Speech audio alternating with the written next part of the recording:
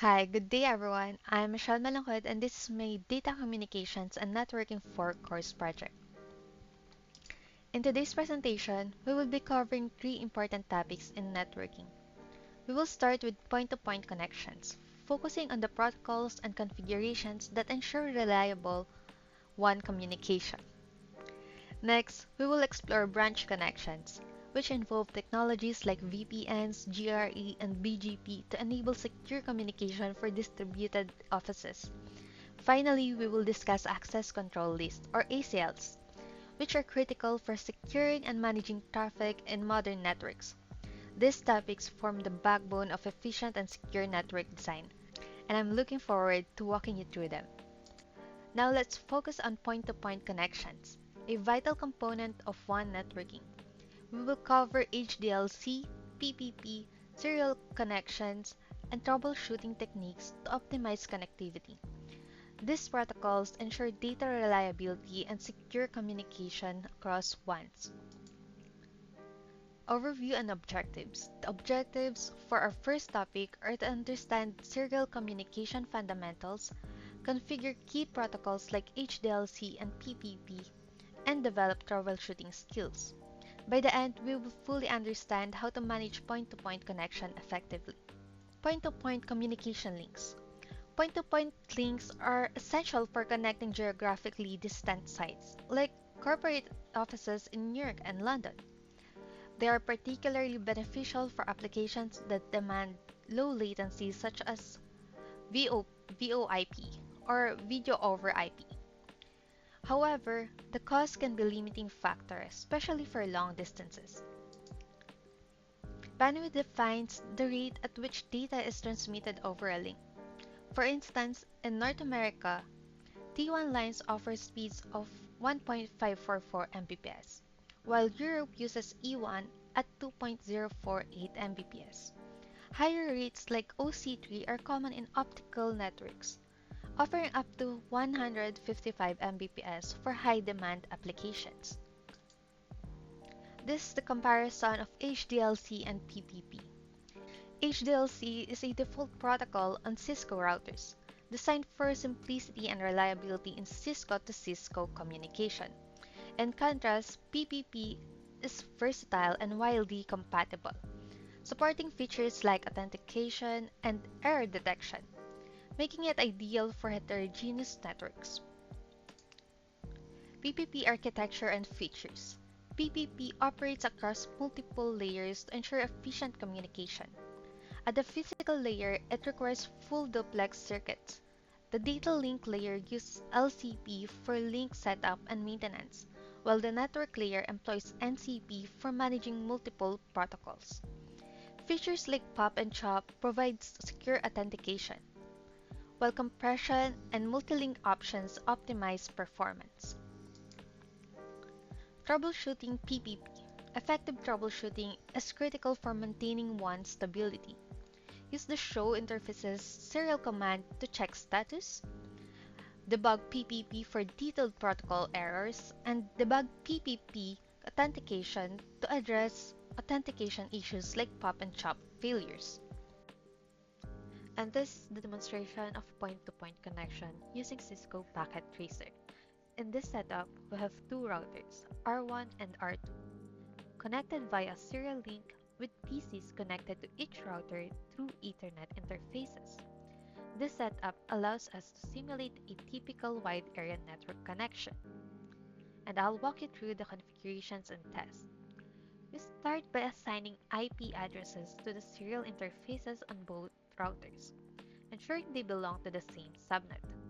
By default, Cisco routers use HDLC or high-level data link control as the encapsulation protocol for serial links. After configuring the interfaces, we verify connectivity using ping command, which confirms the link is operational. Next, we switched encapsulation to PPP, or point-to-point protocol. PPP is a versatile protocol that offers features like authentication and link management, making it widely used in wide area network environments. After applying PPP configuration on both routers, We test the connection again to ensure it remains stable. To extend this setup, we configure the PCs connected to the routers with appropriate IP addresses and default gateways. This allows us to simulate communication between two separate networks. By adding static routes to the routers, we enable end-to-end communication between these devices. Finally, we test the entire network by pinging from one PC to the other.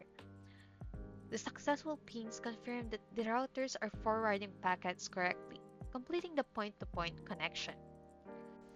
Here, we stumbled upon some issues when testing end-to-end connectivity between the PCs. The pings were failing, so we needed to troubleshoot.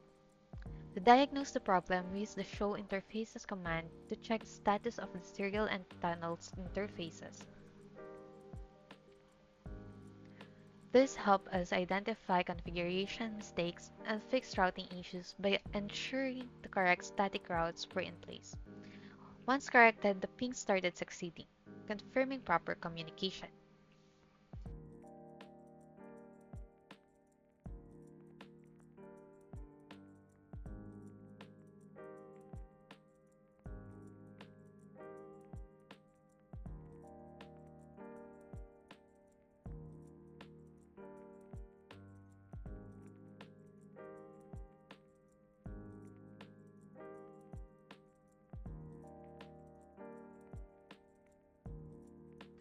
This demonstration highlights the basics of point-to-point connections, showing how encapsulation protocols like HDLC and PPP work, as well as how routing enables communication between networks. And I hope you found this explanation helpful.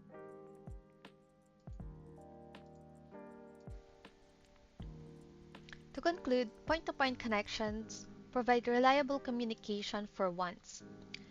Understanding HDLC and PPP alongside effective troubleshooting ensures robust and secure data transfer across networks. Now we will cover branch connection in our second topic, focusing on broadband solutions like DSL and cable, virtual private networks, generic routing encapsulation, and the border gateway protocol. These concepts are essential for building secure, reliable, and scalable network infrastructures. The overview and objectives of this topic our objectives include understanding the technologies behind broadband access, how VPNs enhance security, and the implementation of advanced networking protocols like GRE and BGP. Broadband solutions are essential for teleworkers and branch offices. Each technology, whether it's cable, DSL, or wireless, offers unique advantages in terms of speed, coverage, and cost effectiveness. Cable has high speed via coaxial networks. DSL has high speed over copper wires. Wireless includes cellular, Wi-Fi, and satellite, while fiber to the home has ultimate speed and reliability. Virtual private networks or VPNs. VPNs create secure private channels over public networks. Its benefits are security, cost savings, scalability. Security for its encryption and authentication, cost saving because it reduces reliance on leased lines, scalability because it is easy to add new users. Types of VPNs are site-to-site and remote access. Site-to-site VPNs are great for connecting branch offices, while remote access VPNs serve individual users securely. Generic Routing Encapsulation or GRE. It is a basic tunneling protocol designed for encapsulating various network protocols. It allows for interoperability across different network architectures but lacks security mechanism. Border Gateway Protocol or BGP. It is the backbone of internet routing. External BGP connects different organizations, while internal BGP manages routes within an organization. Understanding its role is crucial for global connectivity. Troubleshooting involves using diagnostic commands like show to identify issues in PPPoE, GRE, and BGP. Always verify configurations and connectivity between endpoints. And this is the demonstration of configuring branch connections using Cisco Packet Tracer. In this setup, we have a main office router, a branch office router, and an ISP router in between. Each office has a PC connected to its respective router via Ethernet, and the routers communicate through serial links, simulating a WAN setup. This demonstration will show how we establish communication between the main and branch offices using GRE tunnels and BGP. We began by assigning IP addresses to all interfaces. The Ethernet interfaces connect the PCs to their respective routers, while the serial interfaces handle the WAN connection through the ISP. Ensuring each interface is in the correct subnet was crucial for seamless communication. Next, we set up a GRE tunnel between the main office and branch office routers. GRE, or Generic Routing Encapsulation, creates a virtual connection over the WAN, enabling direct communication between the two offices as if they were on the same network. We configured the tunnel interfaces with IP addresses in a new subnet and specified the tunnel source and destination for each router. After verifying the tunnel, we configured BGP, or Border Gateway Protocol, on all three routers. BGP dynamically exchanges routing information, allowing the main and branch offices to learn about each other's networks through the ISP. We advertise the internal and tunnel networks on both the main and branch office routers to ensure full connectivity. During testing, we encountered an issue where the pieces couldn't communicate. To troubleshoot, we used the show IP route command to check the routing tables. On the branch office router, we noticed the route to the main office's network was missing. We corrected this by ensuring that BGP was advertising all necessary networks. Additionally, we used the show IP BGP command to confirm the BGP peer relationships and the exchange of routing updates. Another challenge we faced was ensuring the GRE tunnel was operational. Using the show interface tunnel, we verified the tunnel status. On the branch office router, the tunnel interface was down due to an incorrect tunnel destination IP. Once fixed, the tunnel came up successfully. Finally, we tested connectivity between the PCs. By adding static routes to handle any remaining routing gaps, we achieved full communication between the main and branch offices. The successful pings confirmed that the network was operational. This demonstration highlights how branch office connectivity is established and managed using GRE tunnels and BGP. It also emphasizes the importance of verifying routing, ensuring correct IP configurations, and troubleshooting to resolve issues.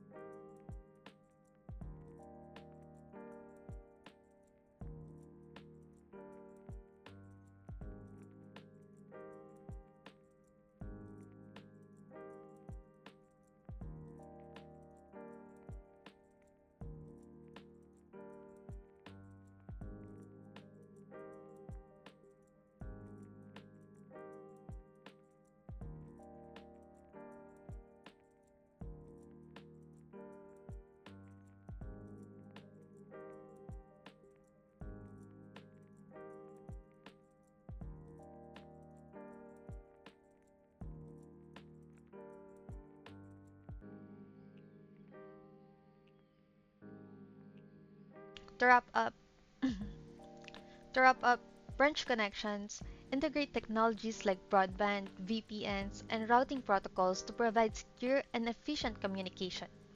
Master of these concepts is vital for network management.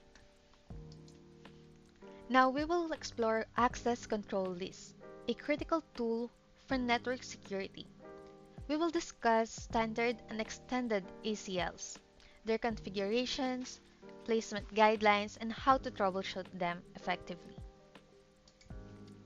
The objectives for this topic are to understand the operations and benefits of ACLs, learn how to configure both standard and extended ACLs, and apply them effectively to control network traffic.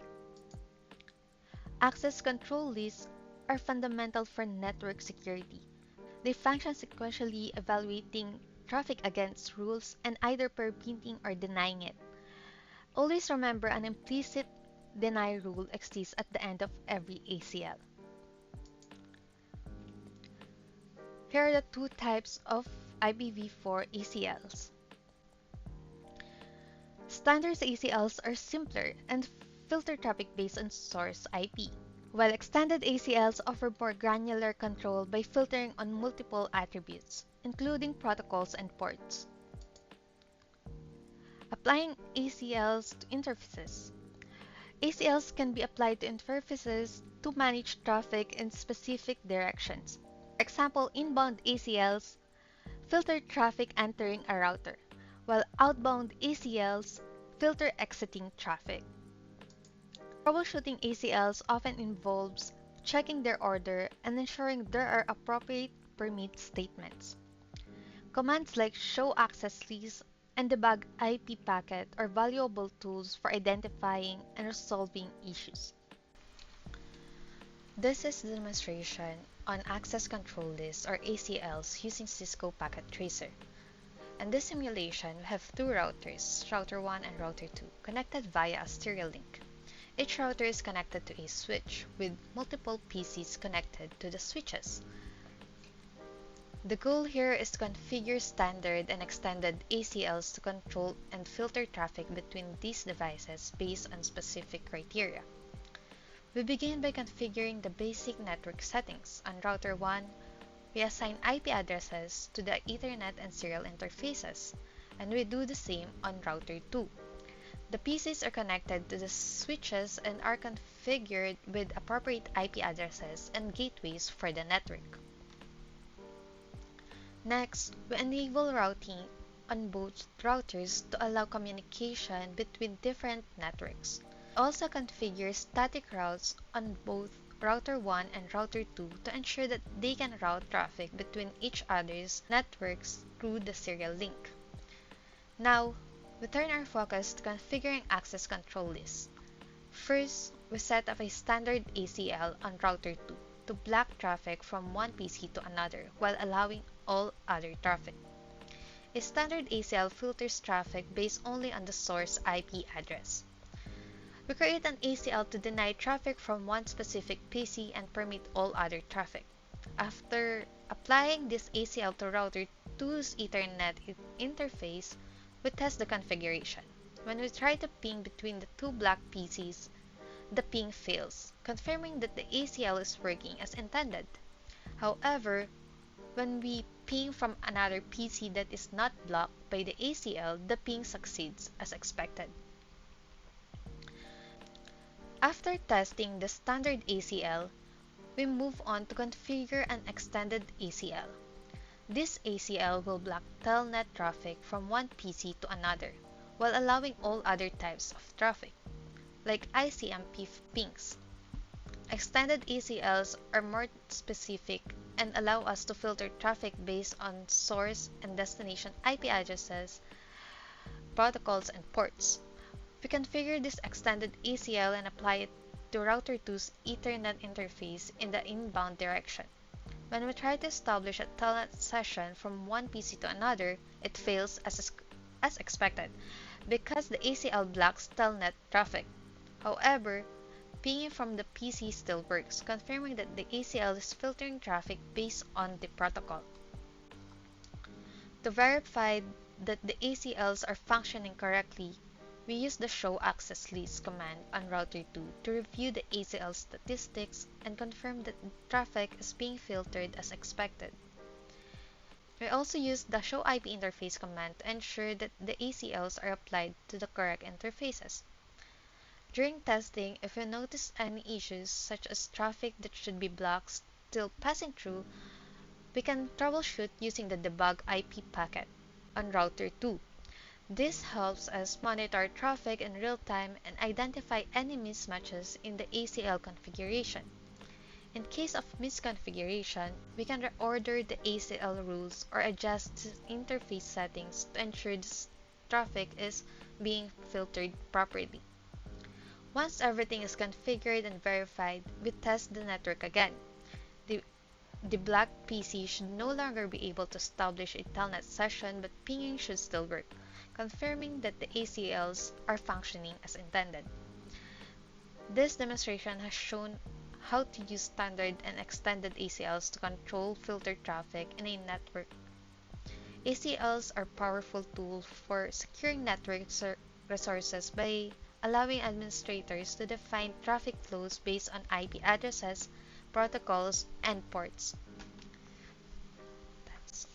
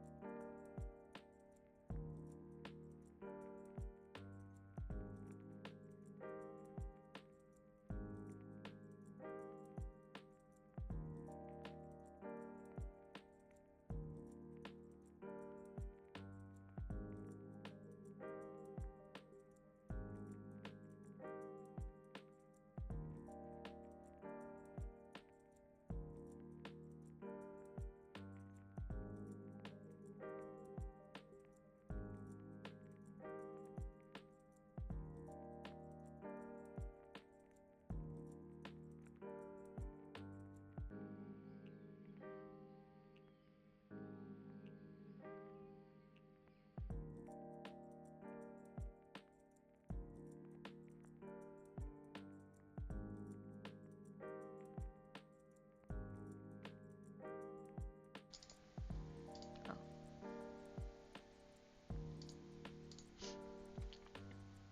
To conclude, access control lists are powerful tools for securing and managing network traffic. Understanding their configuration and placement is essential for network administrators. This concludes our presentation. By mastering these concepts, you'll have the tools to design, secure, and troubleshoot effective network solutions for a wide variety of environments. We've explored three critical areas of networking: point-to-point connections, branch connections, and access control lists. Point-to-point links ensure reliable communications across wide area networks, while branch connections integrate various technologies for scalability and performance. Finally, ACLs provide robust security by filtering and controlling traffic effectively. That's it. Thank you for your time.